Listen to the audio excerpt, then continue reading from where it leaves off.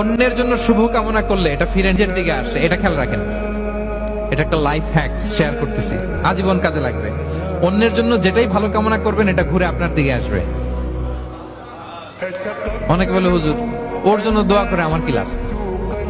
নিজের জন্য আল্লাহ আমারে মাফ করে দাও, আল্লাহ আমারে সমৃদ্ধি দাও, আল্লাহ আমার বেতন বাড়াও, আল্লাহ আমার ব্যবসায় বরকত দাও, আল্লাহ আমার ছেলেরা হাফেজ বানাও, আল্লাহ আমার বউ, আল্লাহ আমার মেয়ে, আল্লাহ আমার আমার আমার সব আমার ভালো আপনি চাচ্ছেন নিজের জন্য, অন্যদের জন্যও চান।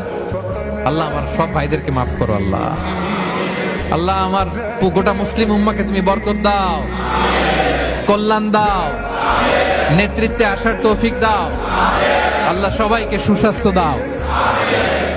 এটা ফিরে আপনার দিকে আসবে। অন্যের জন্য শুভকামনা বহুগুণ বৃদ্ধি হয়ে নিজের দিকে রিটার্ন করে। বিষ্ণু সাল্লাল্লাহু আলাইহি এটাই বলেছেন, মা মিন আবদিন মুসলিমিন ইয়াদউ লিআখিহি বিযাহরিল গায়বি ইল্লা ক্বালা লাহুল মালাকু ওয়া লাকা বিমিসলিন। কেউ যদি তার ভাইয়ের অনুপস্থিতি তার ভাইয়ের জন্য দোয়া করে, ফেরেশতারা ওই দোয়াটা তার জন্য আগে আগে করে। তাহলে অন্যের জন্য শুভকামনা করলে, দোয়া করলে লাভ না লস? ধরেন আমি মোশাররফ ভাইয়ের জন্য দোয়া করলাম যে আল্লাহ মোশাররফ ভাইকে তুমি সুস্থ করে দাও, তখন ফেরেশতারা বলে আল্লাহ যিনি দোয়া করতেছে তার যদি কোনো রোগ বালাই থাকে আগে তারে সুস্থ করে দাও।